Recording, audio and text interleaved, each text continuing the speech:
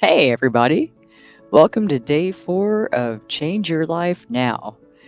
Today, we're going to talk about creating consistency through intentional action. We've heard these phrases, but what does it really mean to be consistent and take intentional action? Well, let's start by breaking it down to their literal meaning. Intentional action is an action that is done on purpose, with conscious thought, and in pursuit of a goal. There are some steps we can take to create intentional action. The first one is just to set our intentions. What are we trying to do? 2, create a plan. How are we going to get there? 3, identify obstacles.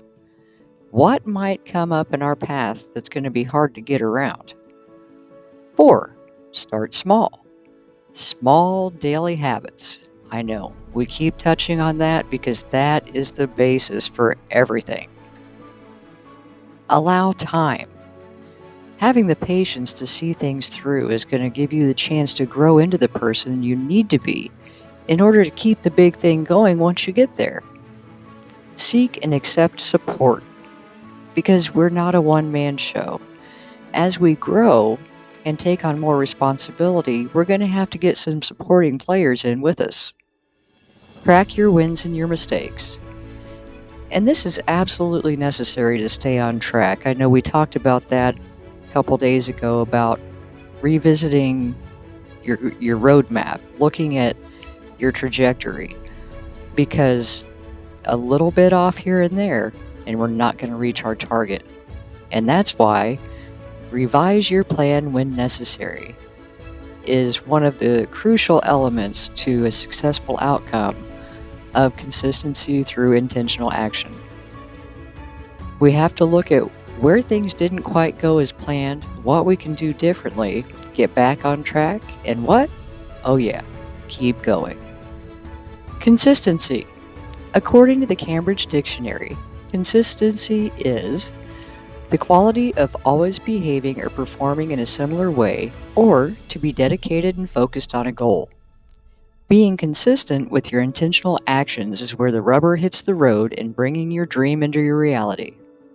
Self-discipline is the foundation for consistency. So now that we know exactly what we're talking about, let's look at some of the things that keep us from being consistent. We're going to identify the enemy right from the start, so we're already aware of the potential road bumps in staying on our path. Number 1, focus on progress, not perfection. By focusing on the incremental improvements, we can see our efforts paying off. Experiment, make mistakes, correct, and keep moving forward. If we wait until we think something is perfect to start, we won't start, let alone stay consistent in our efforts. Example, you want to get in better shape to improve your health. Do you go to the gym and stay there until you've reached your goal? Of course not. Let's be realistic. You consistently create a routine of going several days a week to work out in small increments until you reach the level of fitness you desire, and then continue your workouts to maintain the results. Number 2, overthinking. There's a fine line between helpful analysis and excessive rumination. You're using energy, but not moving. All thought with no action equals no progress. Fear of making the wrong decision can keep us stuck, making no decision. Take some small action to break the loop of analysis paralysis. Intentional action. Check your roadmap and do one thing to break you out of stagnancy. Then take the next step. Don't think too much. Number 3, prioritizing self-care. Skipping meals, ignoring exercise, and not getting enough rest is counterproductive. If you're running on fumes, you can't show up for yourself or anyone else in an effective way. Create small rituals of self-care. 30 minutes of quiet time where you can read, reflect, or just breathe without interruption. A morning walk, gym time, or time set aside to dance around your living room. Moving your body will elevate your mood, stimulate your brain, and help release any crackhead, unsettled energy in your body so that you can focus. Some of your best ideas and insights can come through in these moments, but you'll need to prioritize the time to make sure these moments happen. Number 4, the importance of boundaries. This cannot be stressed enough. Bending over backwards to satisfy others at the expense of our own well-being or priorities will never create the life we desire. Saying yes to everything will only burn you out and fill you with resentment. It's going to feel awkward at first, but boundaries are foundational to having the space to pursue the things that matter most to you. Be empathetic, considerate, and accommodating to a degree, but draw the line when it's taking time or energy you can't spare without sacrificing your health or priorities. I recently purchased a new shirt that pretty much sums up this concept. In big letters, it says, "Be kind." And underneath that in smaller print, it says, "Of a bitch." So be kind, but don't compromise your goals.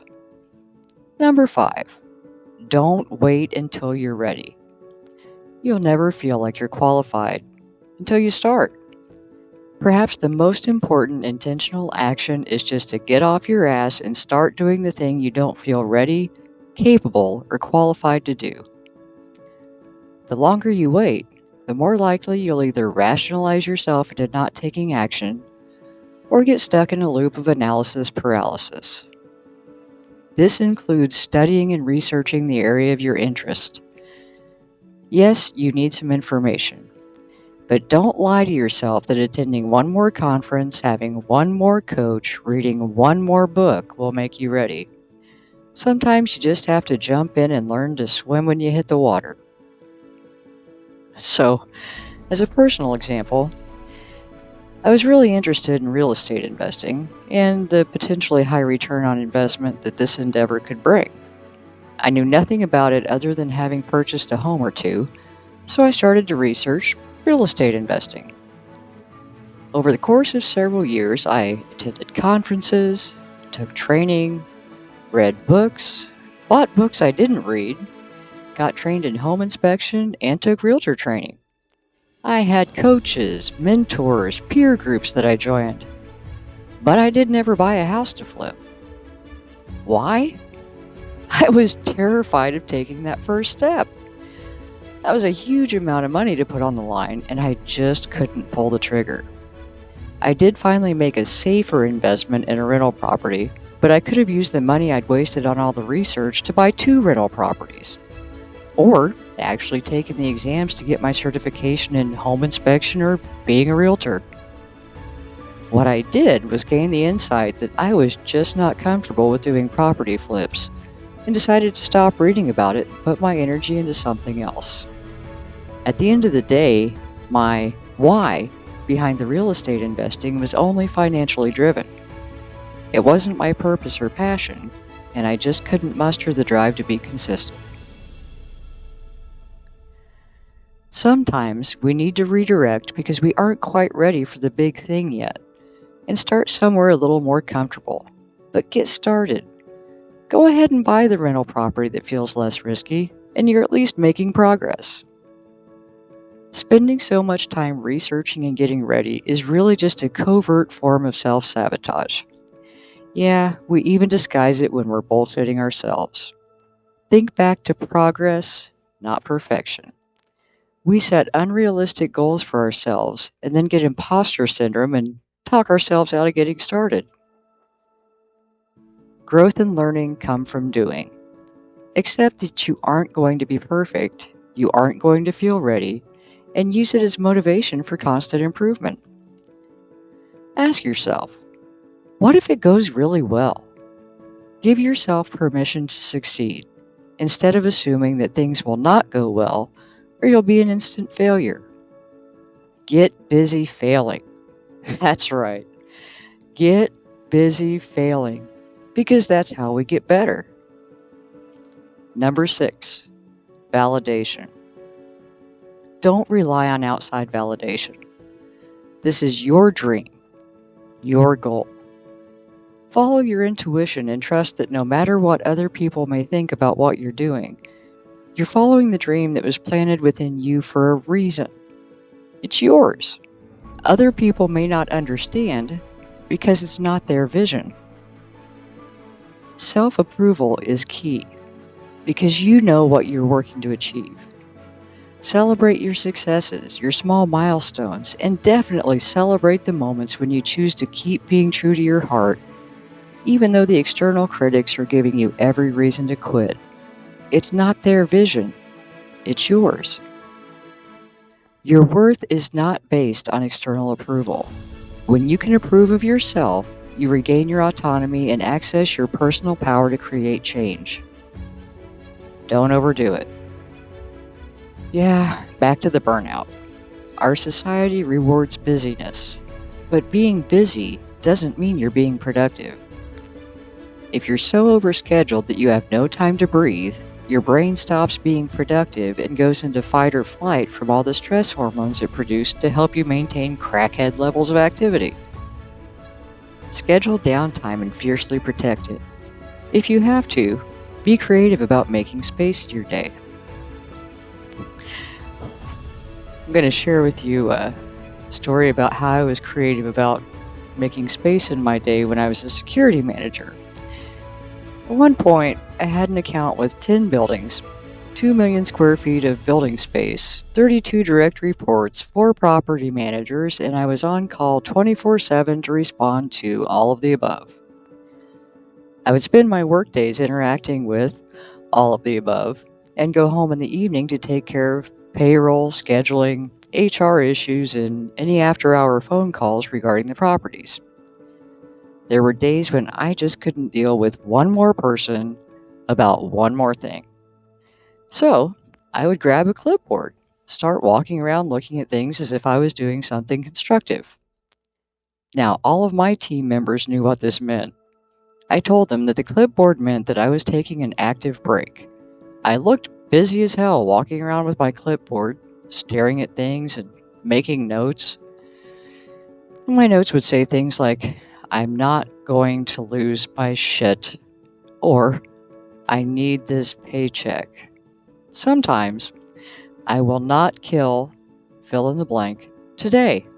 Maybe tomorrow, but not today." And it seems ridiculous, but people left me alone. I had a chance to get my shit together before re-engaging in the madness. So, use your creativity however you need to create some space in your day so you can breathe and have some downtime. Your power to remain disciplined and take consistent, intentional actions will rely heavily on your daily habits. Once you identify which habits need replaced, reworked, or just removed, you can start making the small adjustments that will lead to the greatest gains. Our brains are very cooperative. They'll rewire to adopt a habit without judgment.